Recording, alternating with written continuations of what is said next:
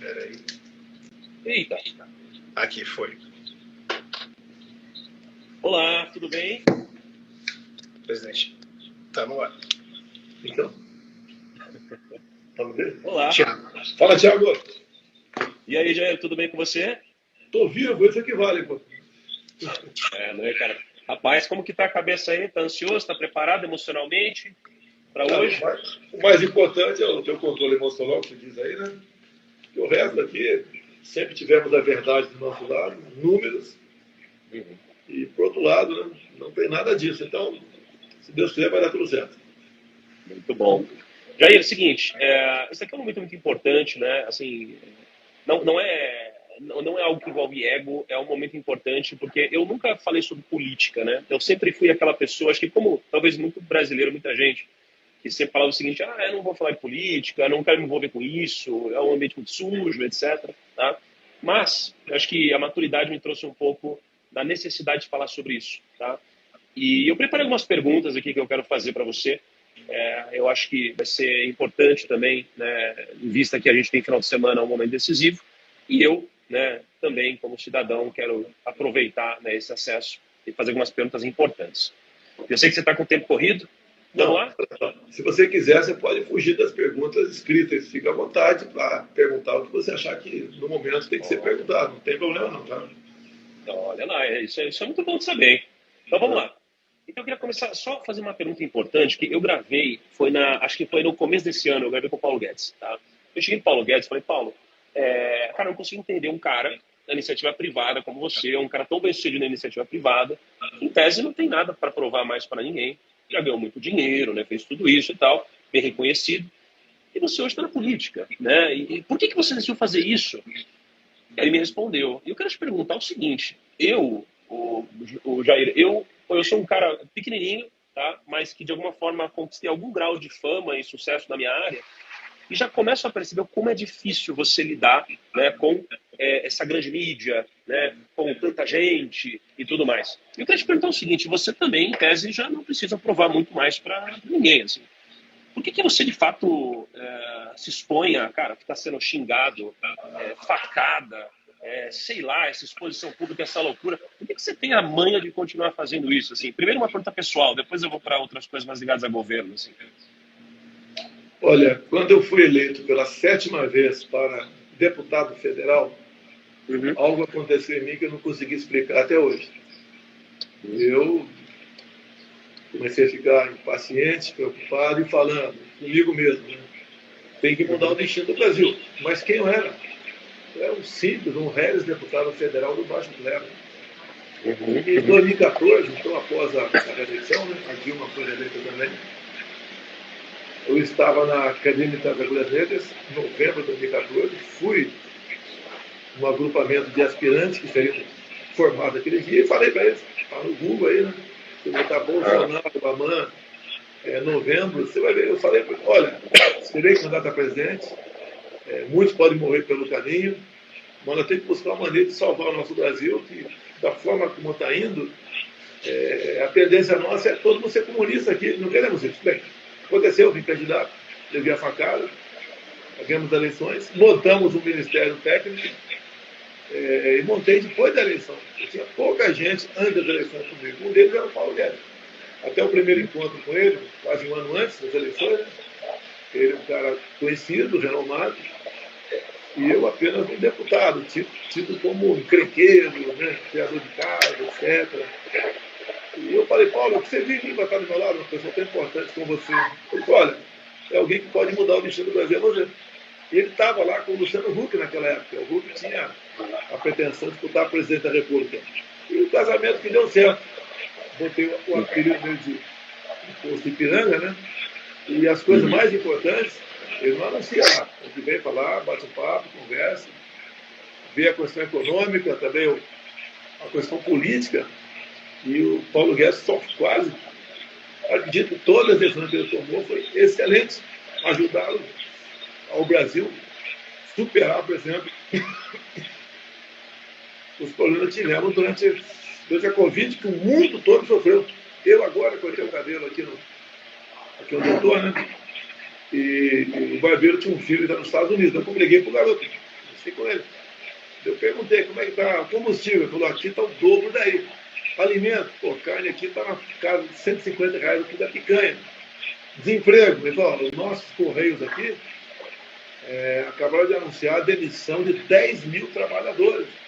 Não se compara o Reino Unido com o Brasil. Aí está um paraíso. Palavra dele. Então você pode checar isso, comprovar. Ligando para algum brasileiro que esteja lá no Reino Unido para trocar essas informações. Bem, como é que eu continuo na política? Pô, o pessoal ofende, não é a mim não, a mim tudo bem.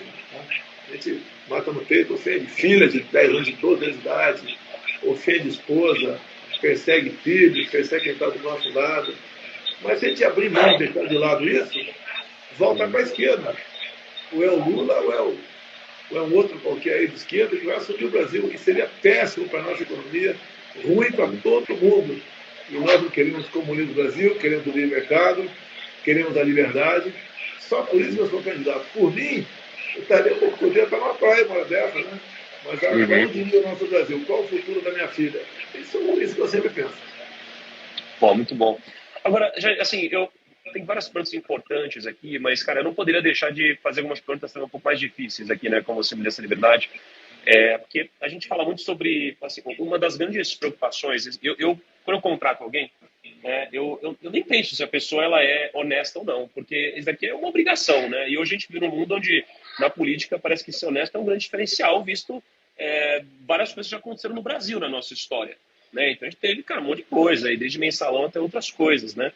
E eu preciso te perguntar sobre o orçamento secreto, né? E sobre, poxa, essa história do orçamento secreto, porque não me parece que, nem ficou claro para mim, 100% claro, e também acho que não ficou claro para muita gente, assim. Você pode explicar para ele de uma forma onde qualquer criança pudesse entender isso daí?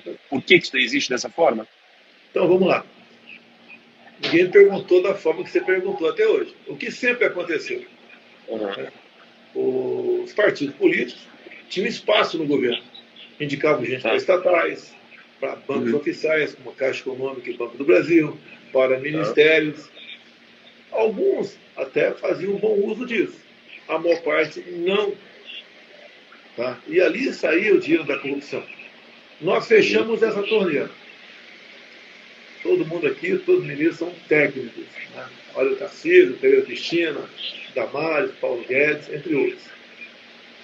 E daí então, o Rodrigo Maia, que era o presidente da Câmara, ele quis espaço no governo, queria a recriação do Ministério da Cidade, por exemplo, acomodar o seu pessoal lá. Ele era o presidente da Câmara, você tem que estar de bem com o presidente da Câmara para poder aprovar as coisas.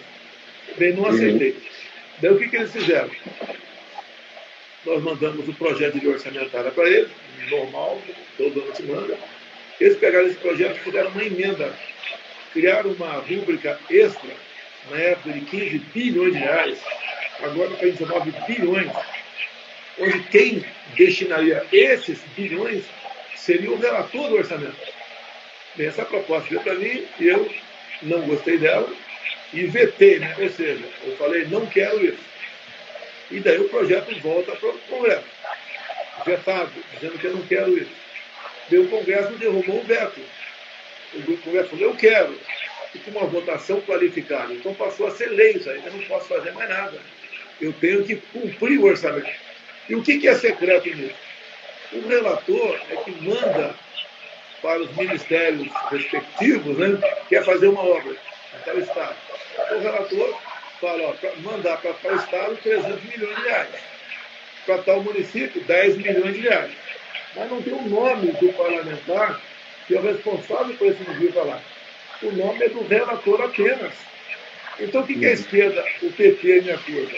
O PT, primeiro, foi favorável a esse orçamento secreto. E quando eu falei não, o PT lá dentro, todos os deputados e senadores votaram para derrubar o veto. Votaram para dizer o seguinte, nós queremos esse orçamento secreto para nós. Então, o que o Lula, a outros candidatos também vieram aqui, me acusando, está comprando votos do orçamento secreto. Eu falei, olha, se eu estivesse comprando votos do orçamento secreto, não daria, por exemplo, dinheiro para deputado do PT, que não votam nos meus propósitos. E está aqui uma relação preliminar que eu consegui levantar, de 13 deputados do PT que apresentaram, né, junto ao relator, propostas para dinheiro para o seu Estado e município. Então, esse é o título do orçamento secreto. Se eu tivesse 19 bilhões nas mãos agora, eu seria o presidente mais feliz do mundo e saberia onde melhor aplicar esses recursos. Não quero generalizar. Todos os deputados e senadores, quando pediram para o relator recursos, seja para o mal. Mas nós não temos controle disso. E nem o povo. A população que mais quer é o nome do deputado que está usando do orçamento secreto. Até para saber se o uso é bom ou não. Entendi. Deixa eu fazer uma outra pergunta também. Assim, eu vejo muita gente discutindo no Brasil hoje sobre desigualdade. Toda hora. Desigualdade, a gente precisa de menos desigualdade. Cara, assim, eu estava puxando alguns dados, né? Eu sou um cara que trabalha com finanças, né? Bastante. Então, eu gosto de entender os dados. E quando eu me aprofundo nos dados, eu descubro, por exemplo, que a Venezuela é mais desigual que o Brasil, não é? Então, qual que é o ponto aqui? O ponto é que as pessoas falam sobre a desigualdade como se o problema fosse a desigualdade ao invés da pobreza, né? Porque se você pega um país e de alguma forma você desincentiva, por exemplo, grandes empreendedores, eles vão acabar levando o dinheiro deles para outro lugar, né? A desigualdade vai diminuir, mas o país vai ficar mais pobre. E a Venezuela é mais desigual do que o Brasil, né? Aliás, mentira, a Venezuela é menos desigual que o Brasil, tá? Então, o que eu quero te perguntar aqui é o seguinte, duas coisas. Primeiro, cara, fala-se muito sobre o risco de Brasil virar Venezuela. Existe, de fato, uma realidade sobre isso? E segundo, como que, não só olhando para a desigualdade, mas olhando para a pobreza que existe no Brasil, o que você, né, em ganhando essa eleição, o que você vai fazer para reduzir a pobreza, de fato, né, para permitir que pessoas ascendam na sociedade? Qual que é a ideia, qual que é a proposta para que isso aconteça de uma forma factual, Jair? Olha, numa época de eleição como essa, o que o político profissional gosta de fazer é falar em desigualdade, para ganhar Mas isso simpatia, não é isso, né? atenção e voto dos mais pobres. É que o PT sempre fez. Você pega, por exemplo, os estados administrados pelo PT no Brasil. São os mais pobres do Brasil. Então, eles têm o seu naco de força política junto aos mais pobres. E o PT é especialista em reproduzir, né, em fazer pessoas mais pobres.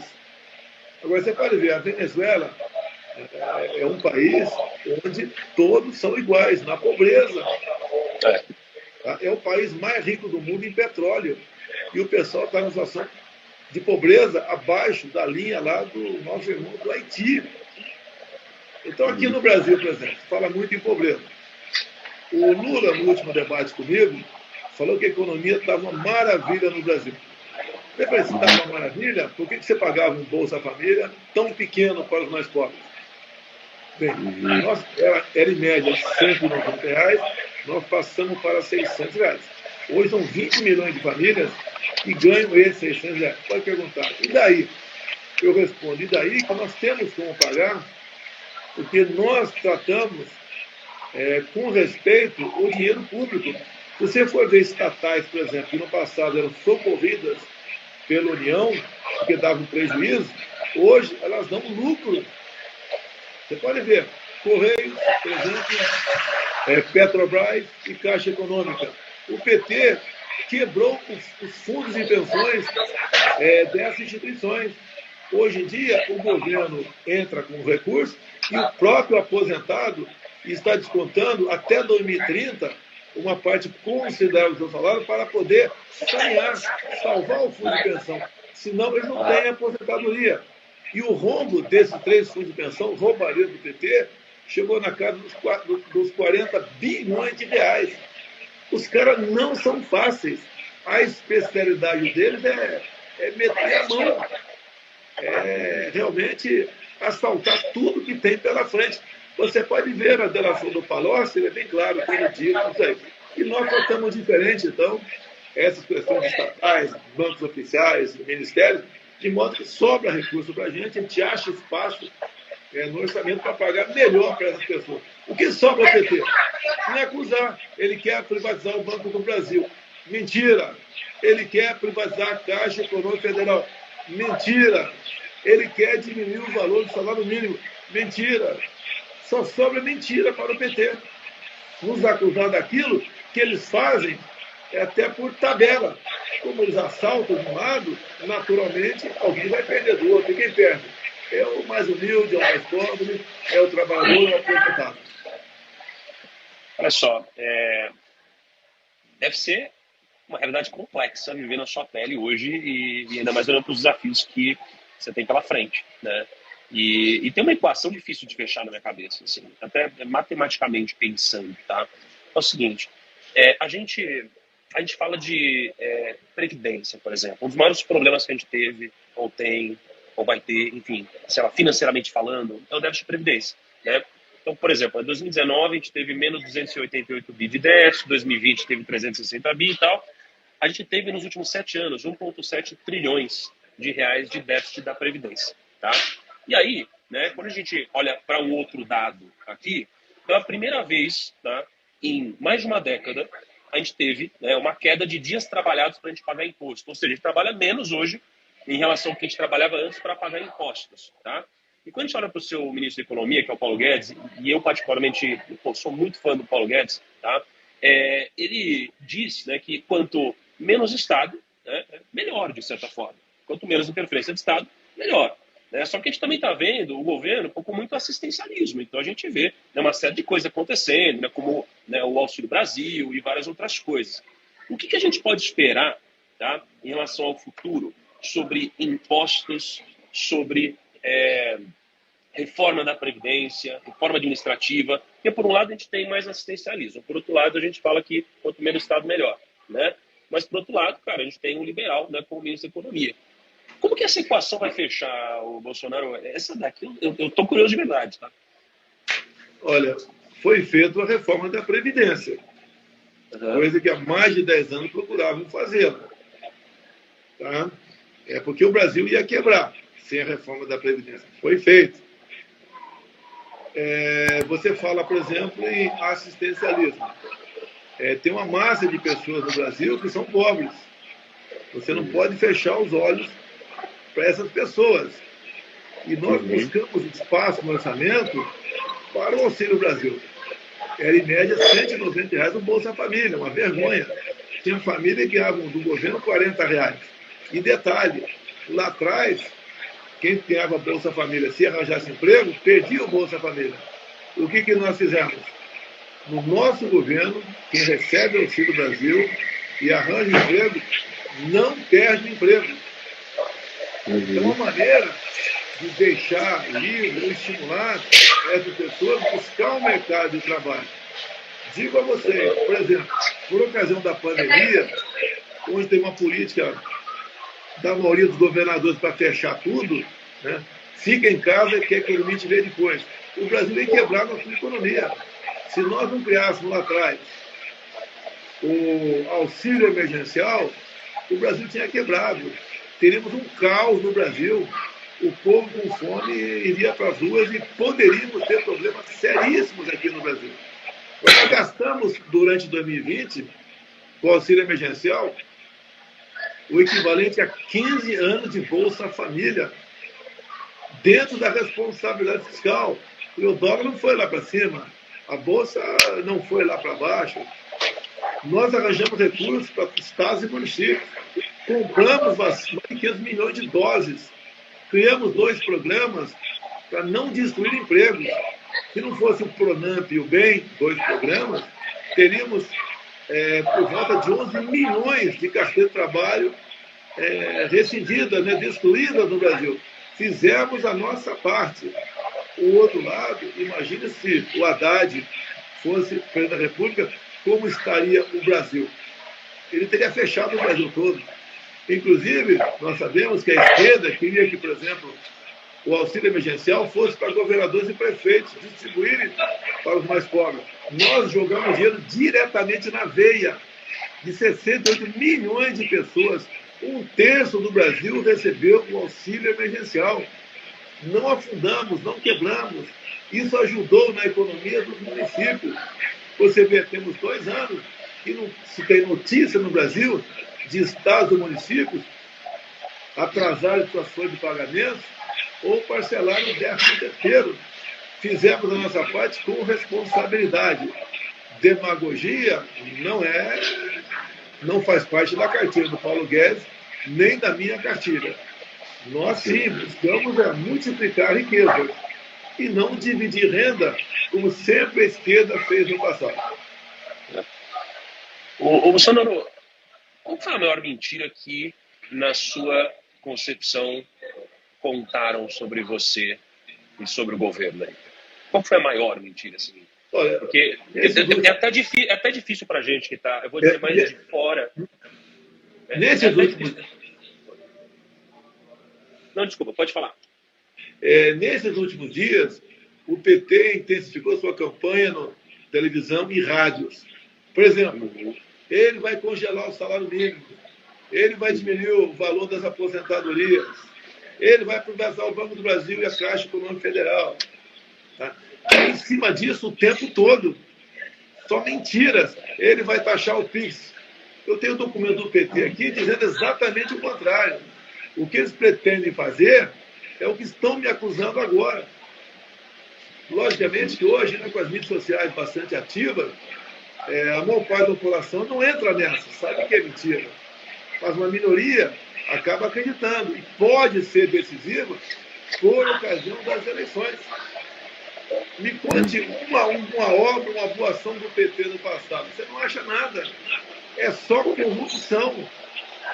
O endividamento da Petrobras, por exemplo, com mal feitos, corrupção, interferência no preço de combustíveis, comprando uma refinaria que era uma sucata lá em Pasadena, chegou a 900 bilhões de reais, 170 bilhões de dólares, praticamente, o dobro, quase o dobro daquilo que era o valor de venda da própria Petrobras. Fizeram a mesma coisa no BNDES. O BNDES foi obrigado a emprestar dinheiro para ditaduras, como, por exemplo, o aeroporto de Moçambique, que não pôs avião lá. Porto, em Cuba, em vez de investir lá no porto de Cabedelo, na Paraíba, ele construiu um porto lá fora. Eu falo Cabedelo, que é a região mais próxima da Europa, e o porto lá necessita de muitas melhorias. Via BNDES, ele permite que amigos do rei comprassem aviões particulares com a taxa de juros abaixo da Selic. Você não tem nada de bom do PT. Geralmente são mentiras. Acusações que eles fazem contra os outros, que eles fizeram no passado. Aponte uma corrupção no meu governo que foi para frente. Covaxin. Ninguém gastou $1, R$1 com a vacina Covaxin. Outras acusações, morre na praia, não vai para frente. Não tem sustentação. Nós temos filtros nos ministérios para qualquer contrato, além do próprio ministério, passar por esses filtros também. Então nós fazemos a coisa certa. O Brasil é uma referência para o mundo na questão econômica. Estamos no 3º mês consecutivo com inflação negativa. Eu peço aos meus amigos aí que, quando for ao supermercado, compare o preço dos produtos da cesta básica agora, de 40 a 50 dias atrás. Caíram mais de 10%. O Brasil está dando certo. Compare o Brasil com outros países da América do Sul ou com o Reino Unido, como falei agora há pouco. Essa é a grande diferença do nosso governo. Pessoas técnicas, sérias e comprometidas. Ô, Luciano, me esclarece uma coisa também, porque para a gente que está mais de fora, é muito difícil, assim, você tem muita notícia sendo ao mesmo tempo, você pega o que é real, o que não é real, o que é mentira, o que é verdade. Acho que uma das coisas que mais me chamou a atenção, eu queria ouvir de você um pouco disso, que saiu sobre, poxa, você, sua família, 50 imóveis, com dinheiro vivo e tal. Eu fico imaginando esse negócio, assim, cara, o que saiu na mídia é real? Ou não tem nada a ver, assim? O que é a verdade sobre isso? O que o site UOL Folha fez? Pegou, eu tenho mais 5 irmãos, eu tenho 2 ex-cunhados, tá? Pegaram meus 3 filhos, pegaram minha mãe que já faleceu e viram o patrimônio deles desde 1990. Um ex-cunhado meu, que está separado há quase 20 anos da minha irmã, ele é um empresário bem-sucedido na região de São Paulo, conhecido como Vado Ribeira. Ele tem umas 30 lojas de de roupas e material de construção. Um outro irmão meu tem umas 10 lojas de coisa parecida, o outro cunhado também. Então pegaram desde 1990 tudo que foi comprado por mim, minha mãe que já morreu, esses parentes, e falaram, olha, esse dinheiro foi comprado com dinheiro vivo. Até que, se fosse, não tinha nada a ver com isso. Mas o que está na escritura agora é moeda nacional corrente, moeda corrente nacional. Toda escritura diz isso. Até porque no passado, antes de 94, era comum você comprar móvel até em dólar, porque a inflação era altíssima, acima de 40% ao mês aqui no Brasil, e a moeda de referência passou a ser dólar aqui. Então isso daí é o que eles acusam. Agora, de onde poderia ter vindo esse recurso? Ao longo de 32 anos, eu ser responsabilizado por imóveis comprados por parentes e ex-parentes meus. Não tem cabimento isso. Eu tenho 5 imóveis, a minha vida foi revirada em 2017. O Procurador-Geral da República, à época, Rodrigo Janot, o pessoal foi para cima de 2 imóveis meus na Barra da Tijuca. Ele não pareceu não. E não existia nenhum indício mínimo para investigar a compra de 2 imóveis que estavam no imposto de renda, declarado como moeda, comprado como moeda corrente. Então eles fazem essas mentiras e botam para rodar. E agora, eu não vou querer contra-atacar, mas vai ver a fortuna dos filhos do Lula. Por que não investigam? Por que o UOL Folha não investiga? Porque a grande mídia, o UOL, Folha, o Estadão, o Globo, não me dão paz desde quando, antes de eu assumir a presidência. Eles querem me tirar daqui, fazem parte do sistema. Sistema esse que integra também ali o nosso Tribunal Superior Eleitoral. E ataca o tempo todo. Haja vista o tratamento pensado a mim e ao Lula. Tudo contra mim pega, me proibiram até de fazer live na minha casa. Tá? Agora, essa questão de dezenas de milhares de inserções, rádio, que o Lula, está comprovado. O que o TS faz? Não faz nada, ele investiga o partido. Ainda diz que o partido não poderia contratar a auditoria por dinheiro do fundo partidário. E diz ainda que nós estamos querendo tumultuar o Estado Democrático de Direito. É isso que eles fazem o tempo todo. Imóveis, já foi, inclusive um desembargador em Brasília deu um parecer, deu uma sentença, mandando retirar do ar isso, o desembargador, porque a notícia é mentirosa e criminosa. E depois caiu no Supremo Tribunal Federal e o ministro lá foi na mesma linha. Ou seja, não tem que discutir esse assunto, mas eles insistem. Agora, quero que me digam de onde poderia ter vindo esse dinheiro. De onde geralmente vem dinheiro de corrupção? Então você indica alguém para um cargo público. Nunca indiquei uma pessoa sequer para qualquer cargo público no Brasil. Diretor de banco, de estatal, até porque foi oposição a Fernando Henrique Cardoso, a Lula e Dilma. Ponto final. O governo Lula me ofereceu a superintendência do aeroporto São João em 2003. A matéria enorme publicada no Estado de São Paulo que eu denunciei. Queriam comprar o meu voto de deputado, desde que eu aceitando a superintendência do aeroporto São João no Rio de Janeiro. Denunciei isso numa sessão cheia da Comissão de Constituição e Justiça. Achava que era fácil. O próprio, quando se julgou Mensalão e Petrolão em Brasília, Joaquim Barbosa falou o quê? Que o único deputado daquele partido que não foi pegar dinheiro no BP, na Petrobras, foi Jair Bolsonaro. E também o Alberto Sérgio, o goleiro, também falou que entregava dinheiro para muita gente em Brasília, exceto para 3 deputados da base do governo. Eu e mais 2. Ou seja, eu não devo nada para ninguém. Me acusar de mandar dinheiro para parentes, primeiro estão agredindo meus parentes. A honra deles foi agredida. Eu tenho 5 irmãos, eles cuidam das suas vidas. Os imóveis, pelo que eu sei, está declarado no imposto de renda deles. Me investigaram, o primeiro imóvel meu eu comprei, se não me engano, em 1990. E entrou na minha conta como dinheiro de corrupção em 1990. 32 anos da variação patrimonial dos meus parentes, botaram lá. Agora, não botam os imóveis que eles venderam, só os que eles compraram.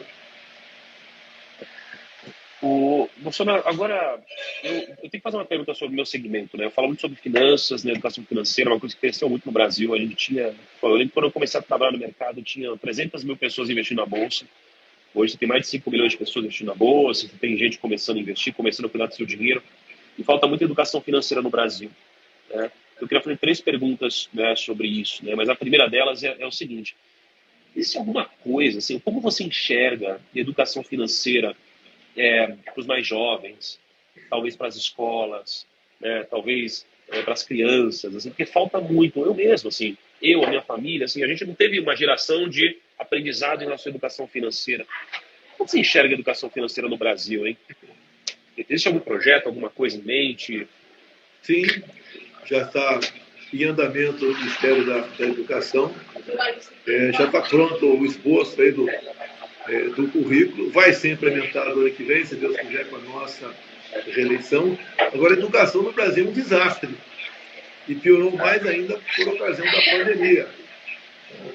Por coincidência, está na minha frente aqui, dados da prova do PISA, de 2009 até 2018. Então, entre 78 países, por exemplo, o Brasil passou, em matemática, eu vou dar aqui a classificação, né, de matemática, 2009, 52, 2012, 55, 2015, 67, 2018, 70. Caindo em matemática. Entre 78 países, nós somos o 70º em matemática. Tá? Entre também 78 países, nós somos o 57º em leitura. E a mesma coisa, somos o 76º em ciência. Ou seja, esse é sinal de abandono. E nós estamos atrás aqui de vários países da América do Sul. Agora, é a educação do PT, do Haddad, que foi ministro da Educação aqui por 8 anos, que se preocupou muito em implementar a ideologia de gênero nas escolas, a aprovação automática, o descaso para com o professor. Nós demos 9 ajustes da escola para o servidor. 33%, os professores. Tá? Nós, agora, nós reconhecemos o trabalho presencial dos professores, sim, mas por fora, criamos aqui, via aplicativo, uma forma de colaborar na alfabetização de crianças. Algo chamado grafogame. Vocês podem baixar aí. E baixando, não gasta mais crédito no celular. O moleque, ele vai, como dever de casa, no celular, ele fica ali apertando as letras e obtendo som, ou, né, formando sílabas com o som do lado. E até há poucos anos, se levava 3 anos para se alfabetizar uma criança no Brasil, agora, com professores, mais o grafogame, são 6 meses.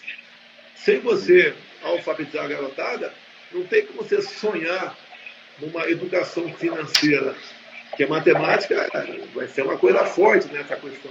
E a matemática nasce da alfabetização também. Para o moleque poder ler um problema, com números, interpretar e resolver. Passa pela sua alfabetização. Estamos tentando recuperar, estamos recuperando o tempo perdido. 2 anos da molecada fora da sala de aula. Eu fui contra isso. Eu falava lá atrás, hoje a ciência mostra que eu estava errado. Que as crianças, né, elas não são, elas, ao contrário do vírus, não desenvolviam nada que levasse a óbito, a não ser em casos raros de crianças já com comorbidade. Elas eram assintomáticas. Então a molecada perdeu muito, estamos buscando tempo perdido. Você tem razão, educação financeira, né, vai fazer parte do currículo, se Deus quiser, o ano que vem. Perfeito. Ó, eu vou só fazer mais uma pergunta e depois vou concluir aqui para te liberar, que eu sei que hoje é um dia importante aí. Eu quero só te perguntar o seguinte: a gente, fala-se muito sobre taxação de dividendos, né? Sobre mercado de capitais, né?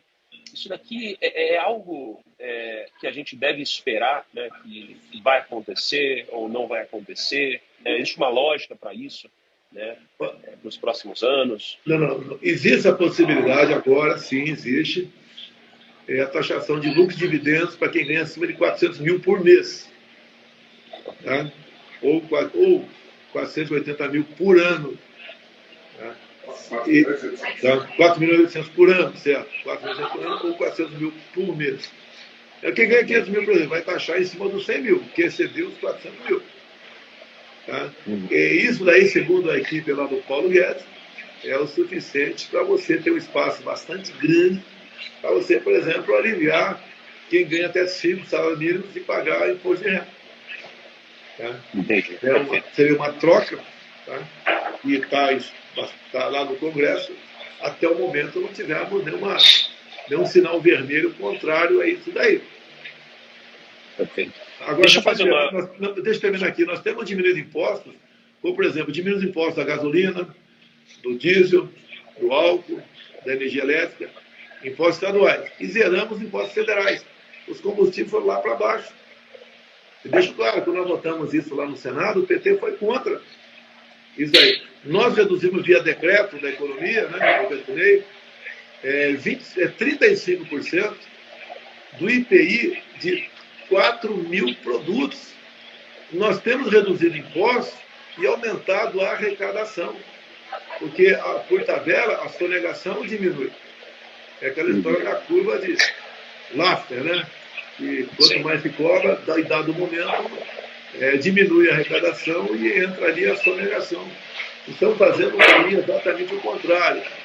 Diminuindo, considerando impostos em muitos produtos também de importação. Estamos no caminho certo.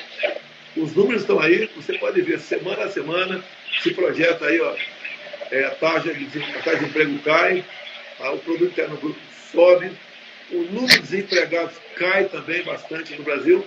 Estamos no caminho certo. Perfeito. Última pergunta, antes de eu fazer minhas considerações aqui. Eu passei por uma situação nas últimas semanas, onde num grupo de família, né, minha família começou a discutir sobre política e tal, e eu vejo que as pessoas elas estão todas muito alvoroçadas, digamos assim, né? Então, eu tenho duas perguntas, duas dentro de uma, né?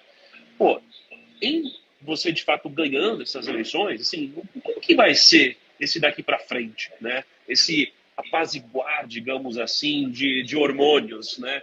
Na população para que a gente possa ter uma vida normal, né? E junto disso, realmente, assim, PIB esse ano vai fechar aparentemente num patamar interessante, né? Acima de 3%, né? Se pega a inflação, se for olhar de uma forma comparativa com o mundo, mas que a gente tenha tido uma inflação grande, agora no período mais curto a gente está muito bem, a gente tem dados muito interessantes, emprego, etc. O que esperar para o futuro, para os próximos 4 anos, tá? Quando a gente fala de crescimento, de país, né? O que você vai fazer? O que a gente pode esperar como cidadão, como empreendedor, né? Do nosso país para os próximos 4 anos, com tudo isso acontecendo?